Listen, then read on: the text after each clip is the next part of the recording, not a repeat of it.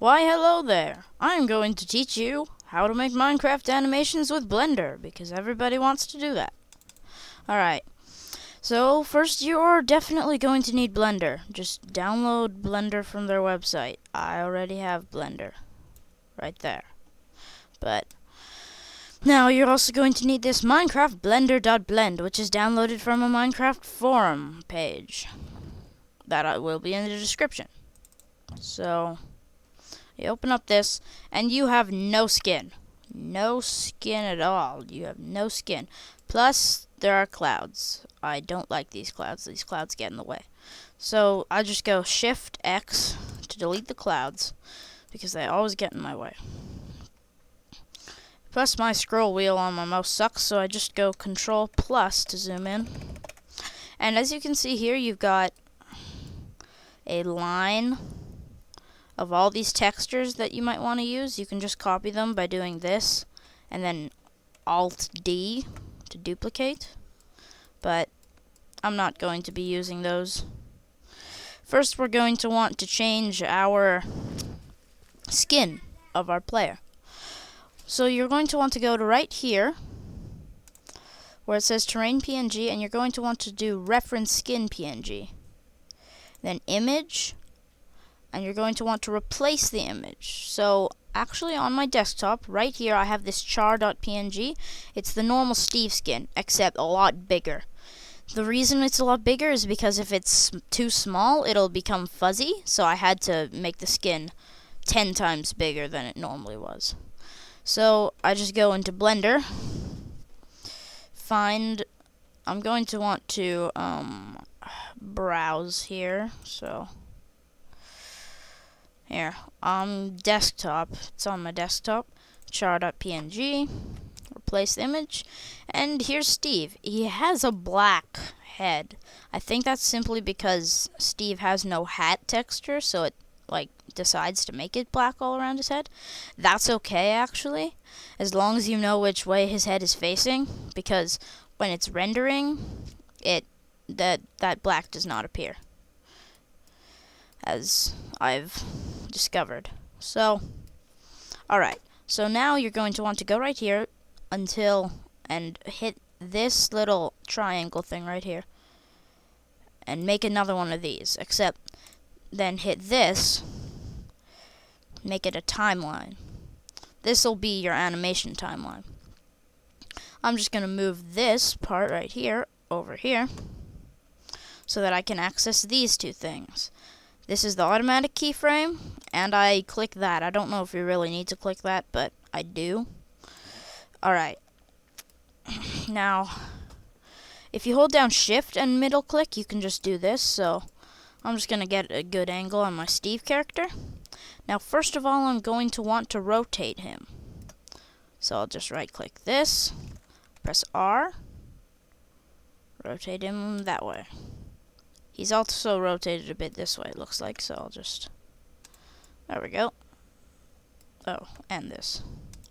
Yeah, you're going to want to make your angle totally matters, because if you're on a diagonal version and you right click his leg to move it, his leg is also going to move diagonally.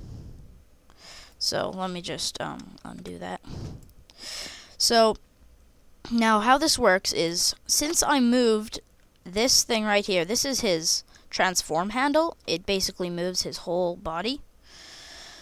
Since I moved that, it keyframes it. So now, at the very beginning, it knows that this transform handle right here should be right there, right where it is. And so then if I would to go a couple frames forward, I'm at frame 5 right here, and then I took this, moved it forward, it would automatically animate it for me, see? But of course that looks completely dumb at the moment because he's just sliding across the ground. So I am now going to animate his legs. I usually keep it on a direct sideways view. Let me just move the camera here. Oh, also, if you press 0 on your numpad, you can see the camera view. This is what will be rendered. You can also move the camera and rotate it. So, I just go on a direct sideways view for him. Take his leg, move it some direction, take the bottom of his leg so that he has a knee. Now, you might not want him to start in a running stance. In that case, it's a little bit tricky because you're going to want to set keyframes for his arms without putting him in that stance. And as you can see, sometimes when you'll right click, you'll end up getting his body or something. If you just right click again, it'll do an object you haven't moved before. So now I've got him in a bit of a pose here. So he's ready to run. Now it just looks like this. So now I've got to keyframe the rest of his body. So now I'm on number 5. And I'm going to put his one leg back, other leg forward. One arm forward, other arm back. And as you can see, you've got a fairly fluid walking animation. Although it's actually a very fast walking animation because it's only 5 frames. So also, right here, as you notice, is the different things. If you click on certain ones, there's only Steve, some skeletons, and then there's that, and there's also a creeper whose texture's a bit fuzzy, but you're going to want to hold down Control to highlight, or maybe it's not Control, yeah, hold down Shift to highlight all of these. And if you want a creeper, you can highlight the creeper. I've had a creeper in my past animations, if you've seen that video.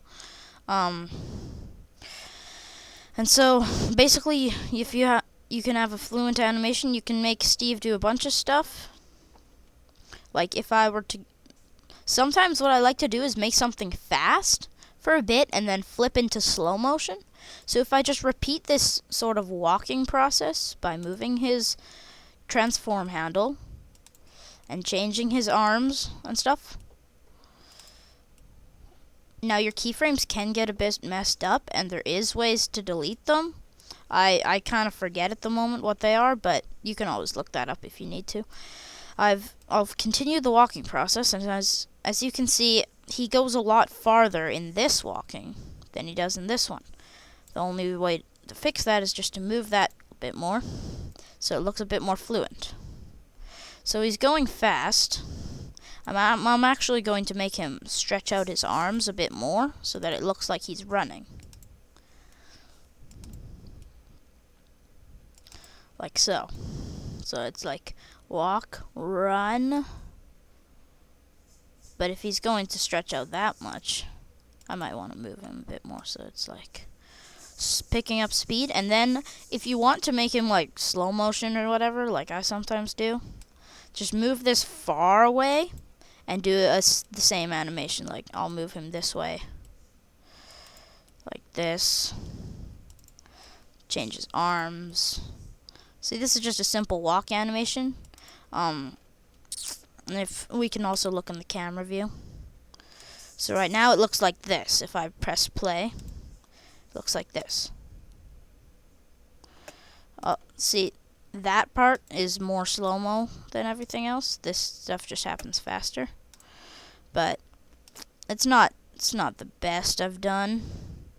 Especially since it kind of like this whole thing is a lot slower. We might want to put that there. Oh wait. And yeah, you can glitch stuff up if you're not careful, like put him there and then make him moonwalk backwards. You always have to be careful of what you do with your keyframes. So it's like, so I want this keyframe to be right here. The only way to edit your keyframe would be to, but yeah, see, this is a little bit glitchy because I'm messing with my keyframes a bit too much. But as you can see, that's basically your animation process. And then to render it, you go to this camera thing right here. You're going to want to make sure these settings, these are your little settings if you want it like HD or whatever. You can make it a certain speed. It's usually 25 FPS, but and then you do not want to render it as a PNG. Believe me, if you do, you'll get a ton, and I mean a ton of images, not any animation. Sorry about that. So yeah, you will not get any animation. You're going to want to render it. I usually render it as an AVI raw because that does it. I'm pretty sure you can do like MPEG and that stuff, but I usually keep it AVI raw. And then you simply click animation. It gets your animation from the camera angle point of view, renders it. As you can see, it's a little bit glitchy anyway, but you know, what are you gonna do? Oh, one thing I forgot to mention.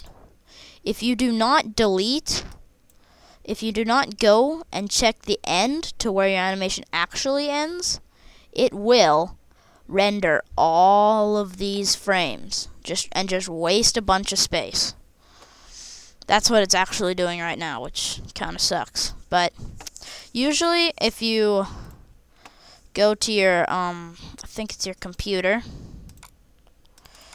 local disk, TMP folder, this is where your animations will go. Right here's an animation that I made a little bit ago. It's a little bit laggy, I think, because I'm recording and rendering another animation, but it's just a bit of a simple creeper hit that I made. I could show it to you after. Just, oh my gosh, that's taking way too long. What? It's on this. How about, can I still change the end? Make the end really low down.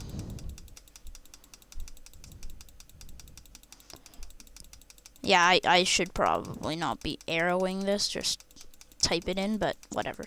Maybe that'll stop the animation early. Or not. Maybe it'll just give me a black screen for the end, but heck, I'm just gonna close that. And this is another animation I made. I kind of added my own physics with this one. Oh, I'm sorry, that's terribly laggy. I don't know if I can, here. But, see, he throws it, breaks a bunch of blocks, jumps up, does a handstand, waves at the camera, and yeah, it doesn't really take much more than that. You can explore as much as you want with the animation. If you have any questions about stuff you need fixed, maybe suggest it in the comments. I might make another video about it. But for now,